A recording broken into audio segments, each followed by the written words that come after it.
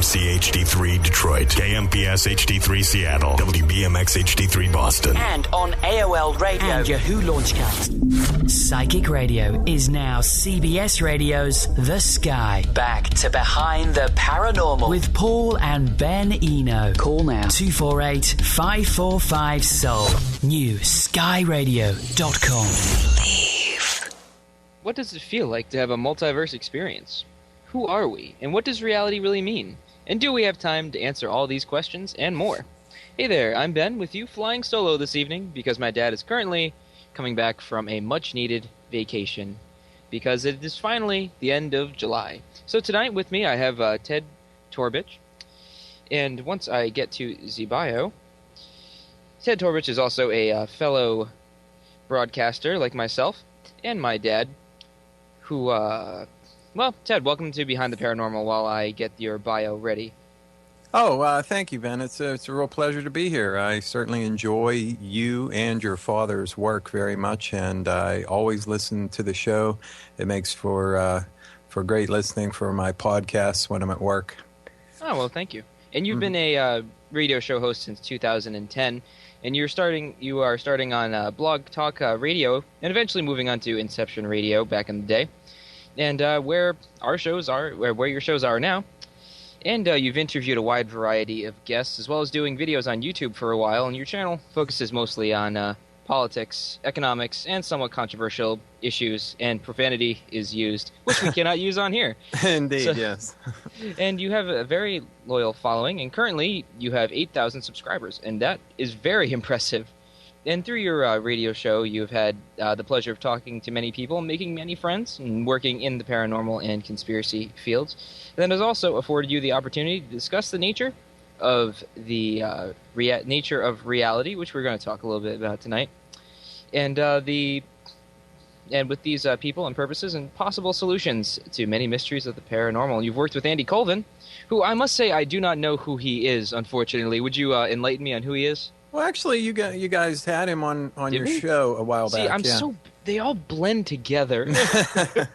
They all blend together. He's called the Mothman's photographer. There we go. Yep, now I remember. It's all coming back to me. And you did work with John Keel? You're bringing John Keel's back into the public eye. That's what Andy is doing, yes. Indeed. Mm-hmm. All right, now it's coming back to me. It's all coming back to me slowly. It's been a very, very rough 15 minutes. And you're currently putting together material for a book. And we'll get more to that towards the end of the show. So let's kick off the hour by asking you a really simple question. Sure. So what exactly was your experience? Well,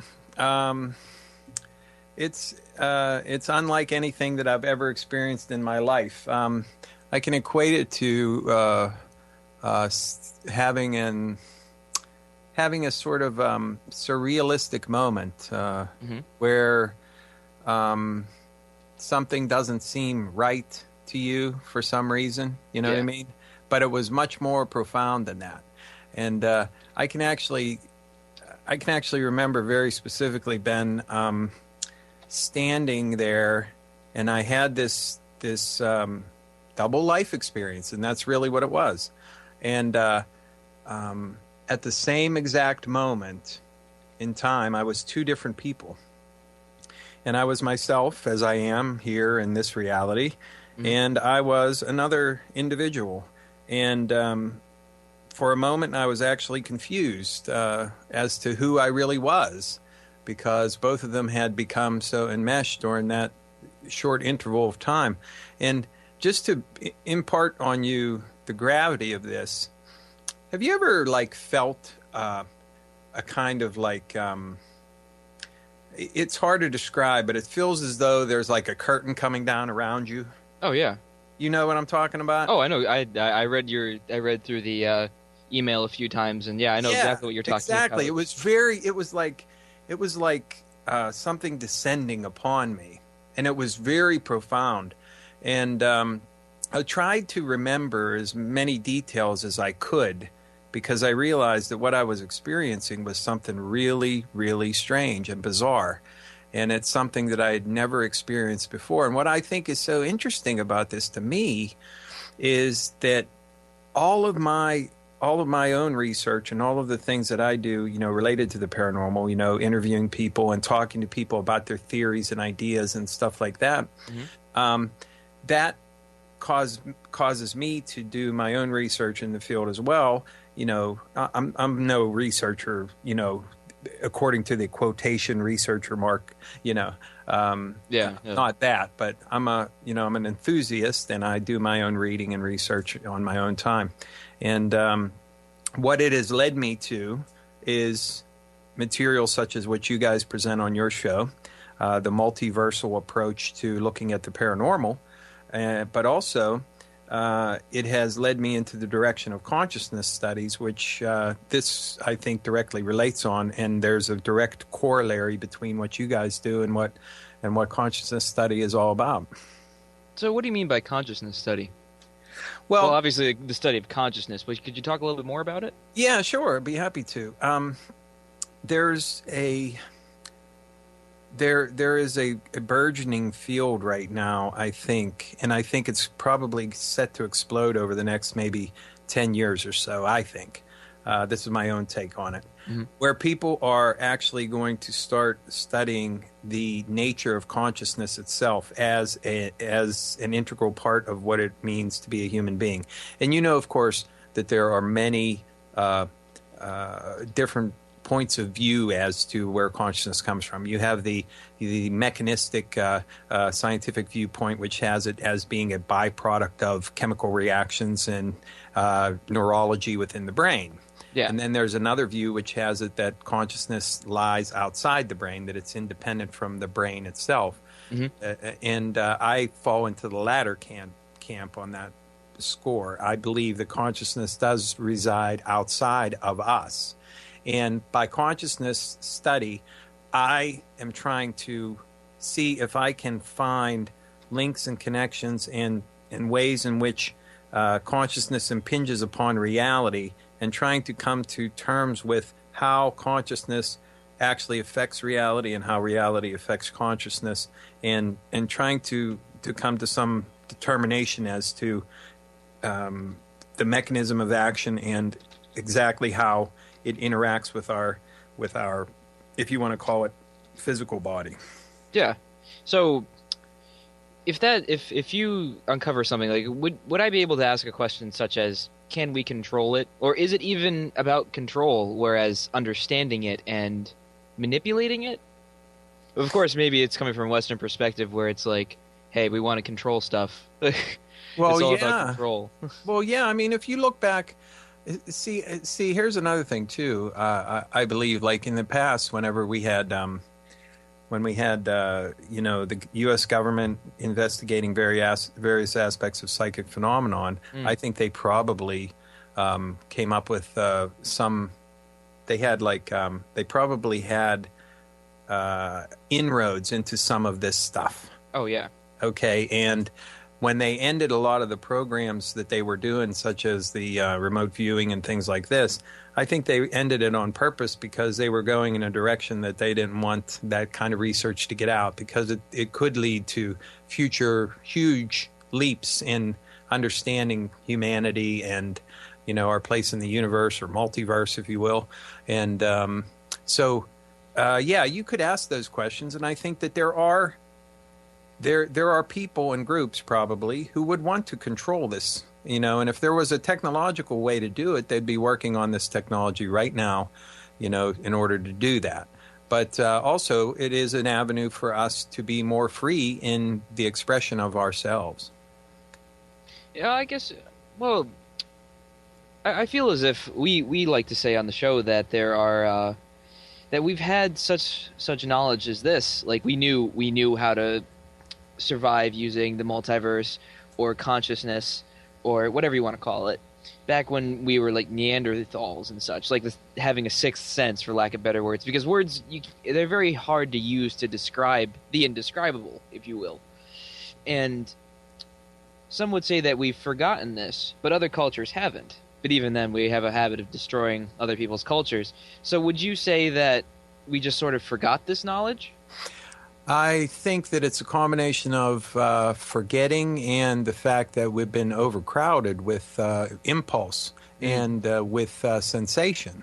With the introduction of civilization and our becoming tied to the land and becoming agricultural people, more people became concentrated in places. And if we had such skills as telepathy, ESP, and things of this nature, the amount of people around us certainly would be a cacophony after a while if you had no way to turn it off. And if we develop ways to turn off, whatever it is, the sixth sense and some of these other things, intuition and that, maybe we turned it off too far, and it's really hard to get it back once you've done that. Yeah. Well, we do tend to block things out. There are many distractions, especially in the West. So we're coming up on a break in a little bit, but I wanted to ask you something because I was reading through, I was looking through this email, and one thing that struck me was that you put myself in quotes when you first started talking about the experience. So why would you put it in quotes? Well, the reason why I did that was because at that point in time, when I was looking back on it, I didn't know which of those cells was me in the sense of which universe am I supposed to be residing in? I mean, am I just here like experiencing this one from the other perspective, or am I in the other world experiencing this one from that perspective? Or experiencing both at the same time. Yeah, exactly. And that's really what it boiled down to me. But I was trying to put it in the point of view of saying that which point of reference was I coming from? Do you understand? Yeah. Was I coming from the point of reference of that other universe where I was somewhat different than I am now? And I could actually describe, the various things of it when we come back from the break, if you like. Oh, yeah. So, well, speaking of which, that was a very good segue. It's good having another broadcaster on with us here, right here behind the paranormal on CBS New Sky Radio. Stay with us. Seeking guidance in areas of love, career, and family? Kimmy Rose and Friends provides access to gifted psychics and is just a call away at 1-888-626-7386. Visit KimmyRose.com. That's Kimmy with an I-E. And click on the link to Kimmy Rose and Friends under Kimmy's picture on the right. Choose your advisor and click on their link below. If they're not immediately available, schedule an appointment with them. Kimmy Rose and Friends, connecting you with psychic advisors Kimmy Trust.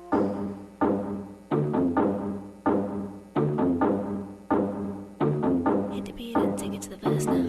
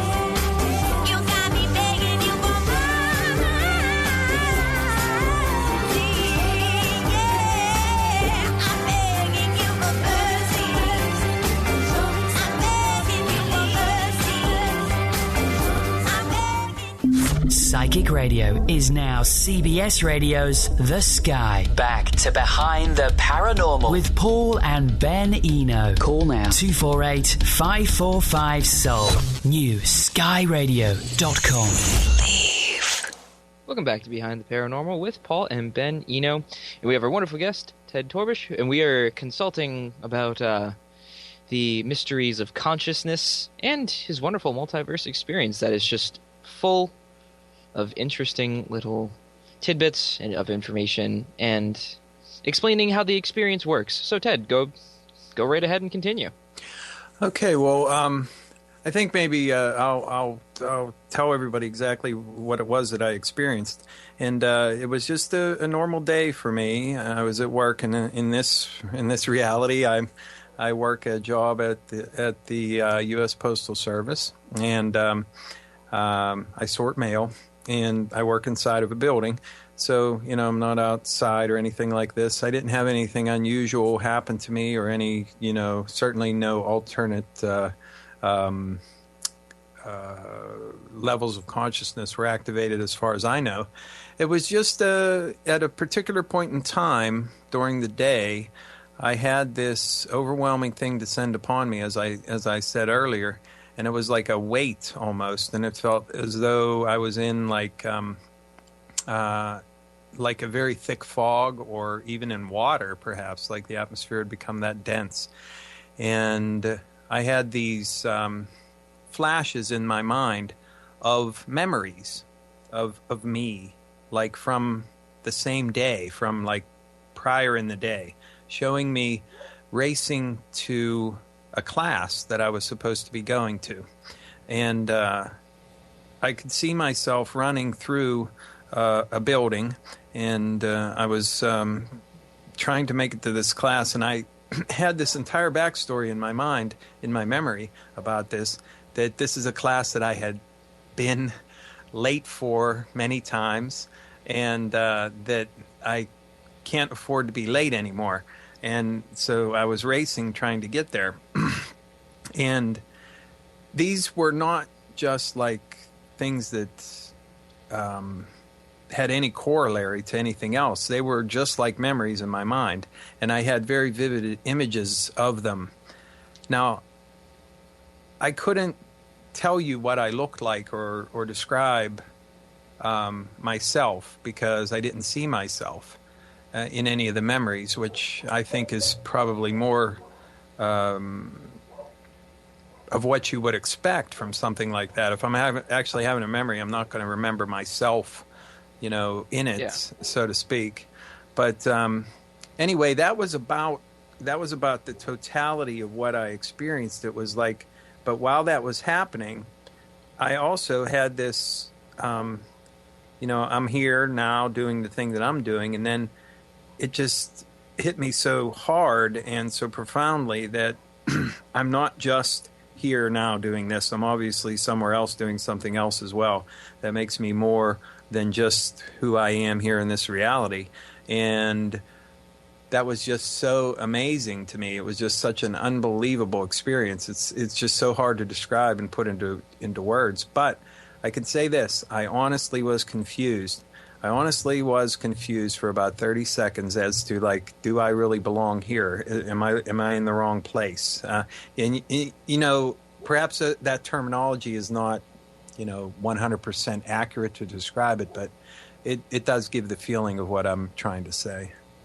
Oh no, I mean it's very hard to communicate such an experience, because it's so out of the ordinary for certain people. I mean, I know exactly what you're talking about. I've had very similar experiences to that, most of which I've never talked about on here. It's the closest way to describe it is dreamlike. Yeah, it had a dreamlike quality, yes. But really, really, really very vivid. But you used a fun word in your in your email, and that was unreality. Would you care to elaborate on that? Yes. Well, unreality would be, it's like an extension of something being unreal. It's sort of like an overwhelming sense that whatever you had experienced as real in your life is not. That everything is not reality. It is instead unreality. It's not a true reflection of reality as you had formerly known it, or as whatever life you're living in that reality. So unreality in that sense would be a profound sense of everything not being what it's supposed to be. That is an interesting way of putting it, but how do we know that it's not how it's supposed to be? Well, we don't. I mean, we could have, we could go down the reductionist point. We of really view could to do the, that. To the, just take a whole show. Yeah, to the absurd conclusion, as they used to say, the argumentum ad absurdum, where you could take it to all the way to the end. But, everybody's had these kind of things. We could put in a very simple metaphor for people to understand. Everybody has had a conversation with somebody at some point in their time where they, contemplate something that's very profound, but in very simplistic terms, we see that the solar system is similar in construction to an atom. So then some people might conclude, if you take it out to its logical conclusion, that perhaps, our universe is merely, an electron in a giant atom of another universe, and these kind of things, that people will talk about from time to time. Then we go back to the Enlightenment, where everything is a machine and everything's a clock, basically. Or that. I mean, you can look, if you go through the periods of time in human history, you can see that the various phases of how people have viewed their environment. And when science started to become triumphant and sort of took over everything, we had this sort of mechanistic thing where now everything is determined by laws that have to be rigidly followed. And that's where the problem is whenever we're looking with science at some of the things that you guys talk about on your show and that we're talking about now, even having to do with consciousness. There's a huge debate as to where consciousness is. Is it in the mind? Is it outside the mind? And if it's outside the mind, then what does that mean? Does that destroy the entire nature of materialistic science? I say yes, it does, because that is something outside the purview of their understanding. Yeah, well, I mean, as Stan Friedman says in his talks, you have the fossilized physicists and things like that. I don't think it's that science won't change. I think it's that we need new people to tout these ideas to take over from where the old scientists just won't budge on these issues. If you get what I'm trying to say. Yeah, people are entrenched within their own position, and they have defended it for years and years and years. It's the only thing that they know. They're very reluctant to grasp onto new knowledge. They're very reluctant to put away old ideas and to try to grasp something new. And that's just a fact of life. And it's the way human beings are, unfortunately. I mean, they tend to cling to what's comfortable to them. So in some sense, you can't blame them. The only thing that I don't particularly care for when it comes to like a strictly scientific point of view on looking at some of the more weirder aspects of reality, like the paranormal, for instance, is the tub thumping that you get from some of these people who take on the so-called skeptic role, and they're not skeptics at all. They go out of their way to try to minimize and debunk and ridicule people who hold alternate views on things such as consciousness and things related to the paranormal. Oh, yeah, debating's not debating anymore. It's just I'm right, you're wrong, and whoever shouts the loudest. Exactly, yeah. That's what it boils down to, unfortunately. Yeah, I mean, it's sad that it's come to those terms. That instead of having a logical debate, but people, like for example, like as paranormal investigators ourselves, it's very hard. Like my dad stopped trying to prove to science that there is something going on out there. He was just like, well, there's really no point in trying to do that because they're not going to budge. And the closest thing that we have is using multiversal physics, which is probably the only reasonable explanation. And I've had friends tell me, like, when I explained this concept to them, they were just like, well, actually that makes a lot more sense than most of the crap you see on TV. Like it's just like that. It's people. Yeah, it's pretty much. that's pretty much it in a nutshell. That it's just that the multiverse explains all these things, and it's very hard to get across to people. But then again, you have some people saying, well, that's just like a maverick like right wing or left wing or front wing, whatever, like a small section of physicists that say, well, the multiple worlds interpretation of quantum physics is right, because you have all sorts of things like string theory and people who think that everything's like the Matrix and all that stuff. Which actually I did read somewhere that there was some German philosopher who worked with a physicist in looking to see if there was like a small, like the smallest amount of matter, and they considered it like a pixel in a computer program. So then they came up with a philosophy that everything is like The Sims, basically. But well, there was another study I know recently which showed that some aspects of physical laws, like various things that come out of computational analysis looking at the universe, indicates that it might be a computer simulation as well. So moving on, we're going to get back to your experience here. We're actually coming up on our second break here of the hour, but I wanted to ask you about the what was your concept of time during this experience? That's actually that's a good question. The entire experience seemed to be timeless to me, in the sense that I didn't really recognize any time passing, although I was experiencing things in a compressed format, from the other world where I was as well. I was experiencing things in sort of a fast-forward kind of thing that you would have, like if you put fast forward on your DVD player or something like that. Mm-hmm. And it was like seeing things very quickly as they moved forward. So, but actually time didn't really seem to be an issue. It was almost as if time didn't have any bearing on the reality of the experience itself. That's actually fascinating. And I also something just popped into my head now. Like, what did any of your coworkers say anything like during work, or did you just sort of just come back like nothing changed? Well, actually, my very best friend works with me, and I was working with him that day, so I had the opportunity to actually discuss this with him after it happened, and we actually shot back and forth different ideas about what might have been experienced, but we came down to the conclusion that it must have been as I thought it was, that I just experienced myself living another life somewhere else, and for some reason that I have no idea how it works or why it happened, I just happened to interface with that other life for some reason for a very short period of time, and it was enough to be an extremely profound and amazing experience.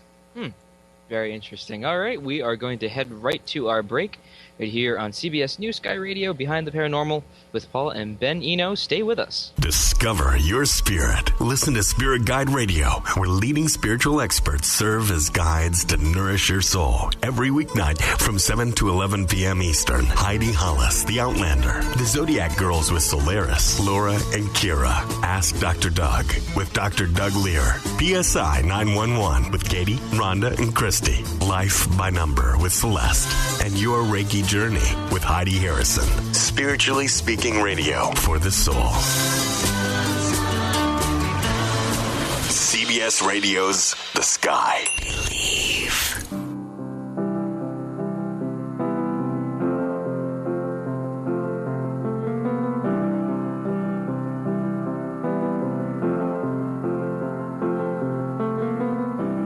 Imagine there's no heaven. See as if you try. No hell below us. Above us only sky. Imagine all the people living for today.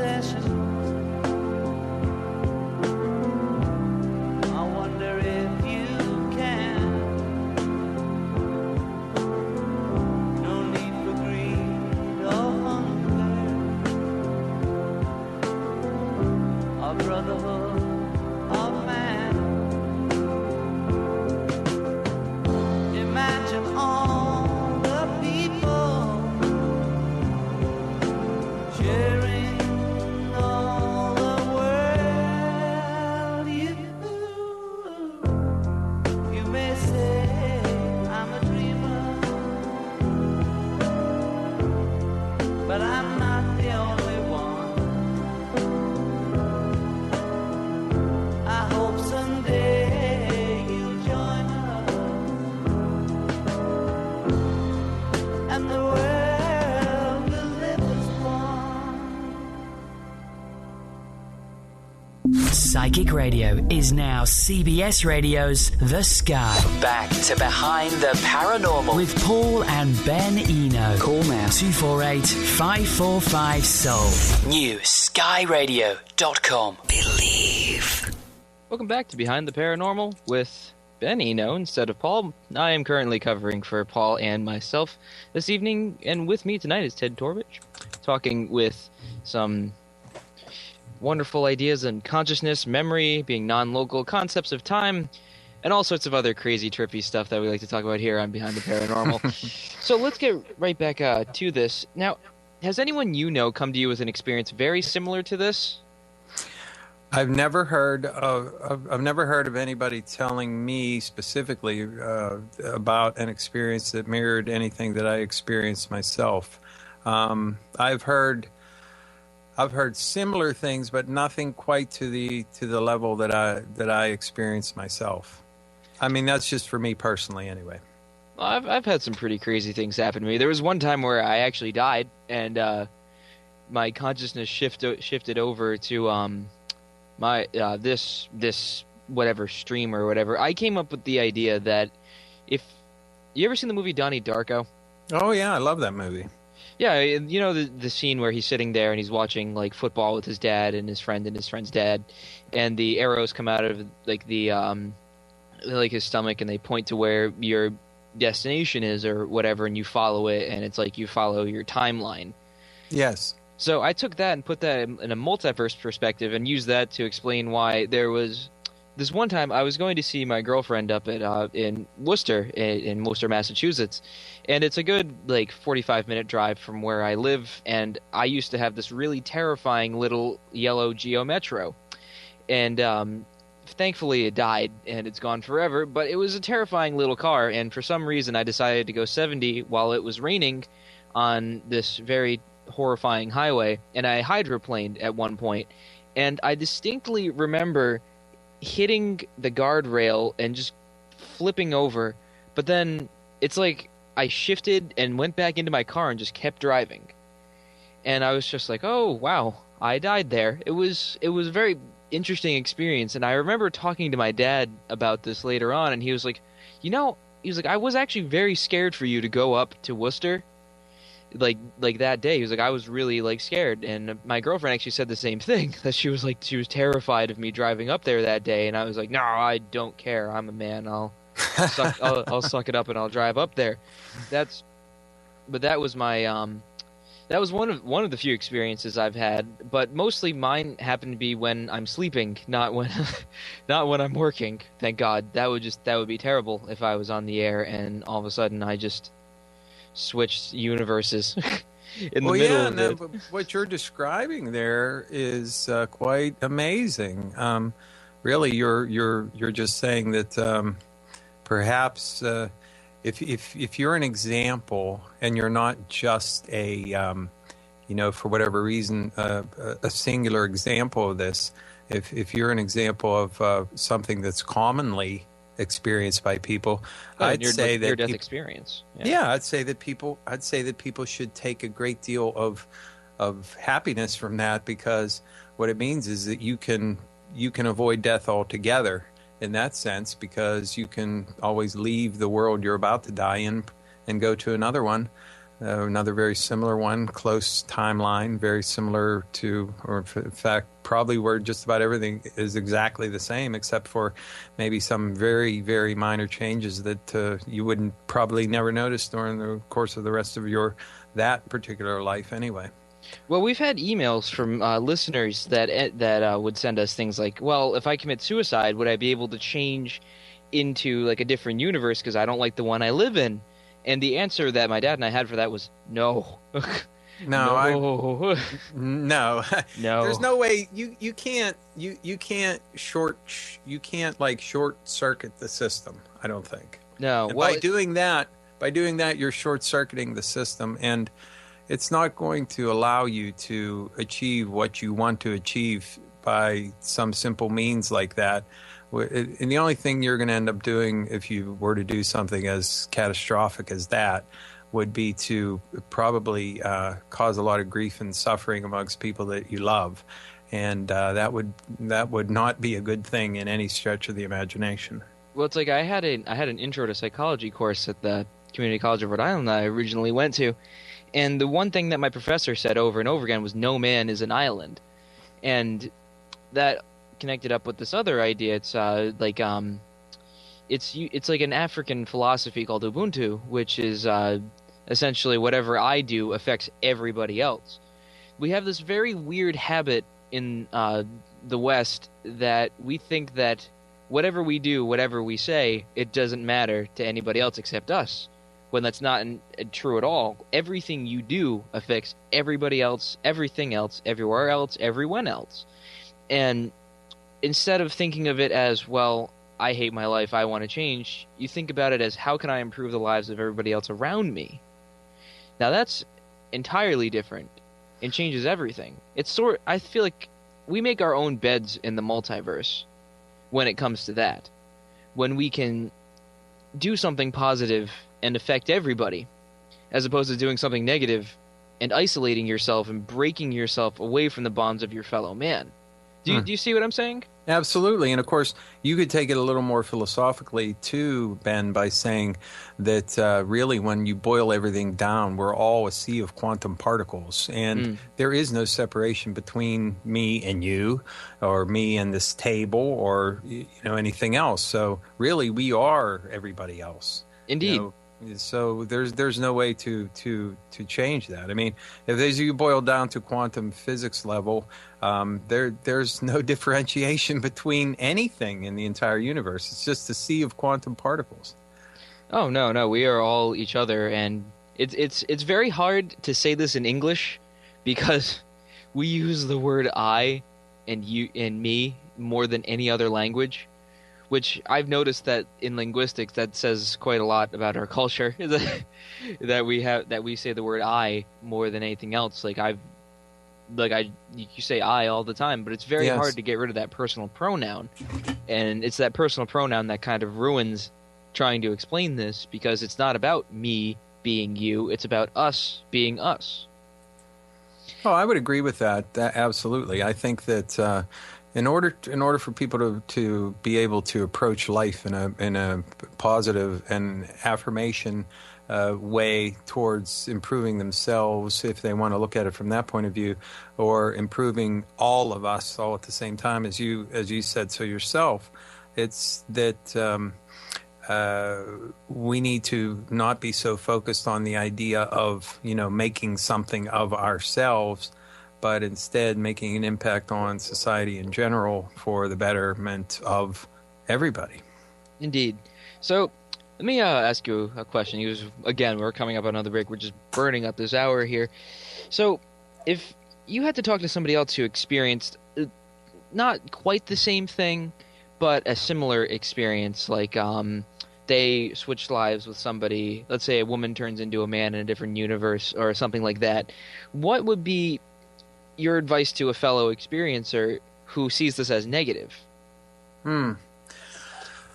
Well, if someone were to experience something like, switching into another universe where they were maybe a victim of some kind of crime or something like that, I could see where they might think of it as a negative experience, or if you were looking at it from some very specific religious points of view, I suppose you could see it from a negative point of view as well. The only thing I would say is that whenever you are given information, whenever you are given knowledge, whenever you have access to knowledge, the knowledge itself is never going to do anything. It's just knowledge. It's about the way it's applied. It's about how it's used by the individual who has access to it, or the group, or the society. And so no information is either good or evil. It's how the person interprets it, how he incorporates it or she incorporates it into their lives, and how they come to terms with it. And it's about living the fullness of what you experience as well. And that is also, unfortunately, embracing some of the bad things that happen to you, and working through them as you live. Yeah, I mean, when it comes down to it, everything comes down to interpretation. Well, sure, and so it's just information. So if you look at it from a negative point of view, maybe what you want to do is to try and analyze it a little more deeply to figure out how the experience itself can motivate you to be more positive in your life, that you are experiencing right now. Well, I take a different perspective of saying just let it go. I mean, it happened. And that's also equally valid, Ben. That's an equally valid point of view, yeah. Just let it go and let it just be what it is. Yeah. Yeah, I mean, everybody approaches certain things in certain ways. I mean, if analyzing it's your thing, then it's your thing. I just like to let things go because I feel like this is all just a part of life that we're living. It's not just one of those things. It's definitely part of a larger experience that a lot of people are missing out on. Yeah, and for me, even though, I can't tell you if I was a man or a woman in the other life, I felt that I was a little bit different than I am now. I felt that I was a little bit younger than I am now. It seemed contemporary. It seemed like it was around the same time period as I'm living in this life right now. So if I were to gain anything from that, I might assume that it was a close world, if you want to use that term, close being very similar to ours in many ways. But I was not myself. I was not the individual that is known as Ted Torbich here in this universe. I was known by something else there. And at the end of that, I could say, I'm very grateful to have that knowledge because it opens up a whole new vista of looking at things and experiencing reality in a different way. And I think that's probably about the best thing that anybody could have, is to be given the gift of something truly profound like that. And even though it may not lead to anything other than just the experience being what it was, I still take great heart in it because it was something so amazing to experience. Indeed. All right, so we're going to get back with more existential questions right here on Behind the Paranormal with Paul and Ben Eno. Stay with us. Enlighten, empower, enrich. This is CBS Radio's The New Sky. New horizons, no boundaries. It's been 7 hours and 15 days since you took your love away. I go out every night and sleep all day since you took your love away.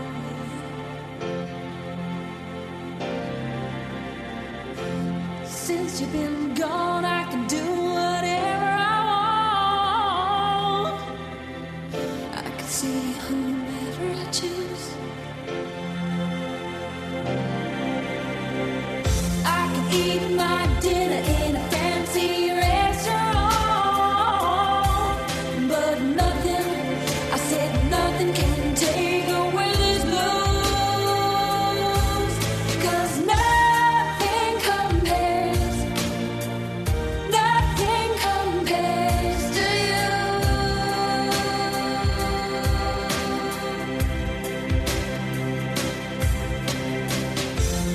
It's been so long without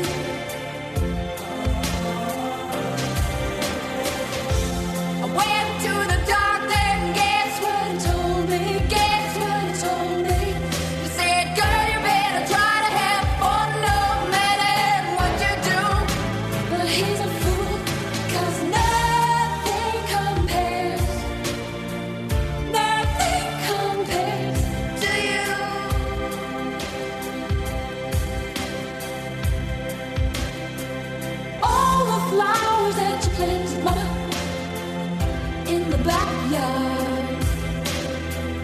All night and wait.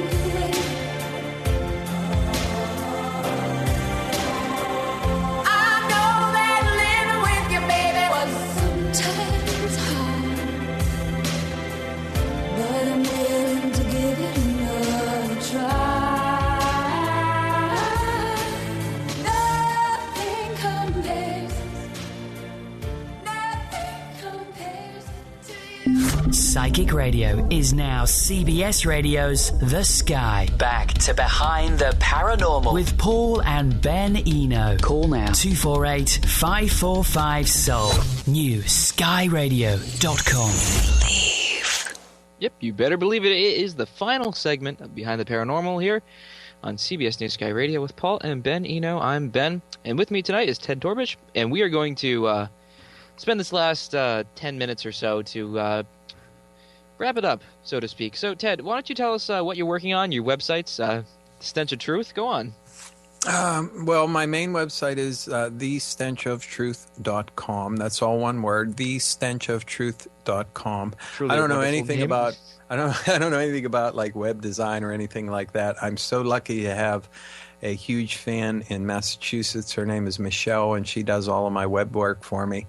And she put together the website, and she keeps it updated and provides me with music as well. She's a talented musician. She provides music for my bumpers on my show. And so that's my main portal. And from there, you can get linked to my YouTube channel and also Facebook and Twitter. If you want to follow me or friend me, please do so. I welcome everybody. And also check out my videos. I've been on YouTube for probably about 5 or 6 years. I have almost 800 videos. I have almost 8,000 subscribers, which is really good for a politics and economics blog on there, I think, anyway. So if you're interested in that sort of thing, yeah, go ahead and check it out. And my show, The Stench of Truth, airs every Friday from 7 to 9 p.m. Eastern Time on the Inception Radio Network. And as you noted, I am right now working on a book, but I'm just in the very early stages of it. And it may turn out like your father's last book, which he's still working on many years down the road. Well, it's one of those things where there's just so much going on. We are working on a book we're working on a book together, a compilation of our best shows and fan favorites and such. Speaking of which, I might as well just say this now while we're on the subject of websites. Our website is down, and I've received a few calls and emails saying that they can't acquire podcasts and such. Well, we are working on it, but the website is down. So, yeah, I'll go on about that a little later. But I would give you details, but I'm pretty sure that's not quite appropriate for the time. So, Ted, let's end this by talking about the consciousness studies you mentioned at the beginning of the show.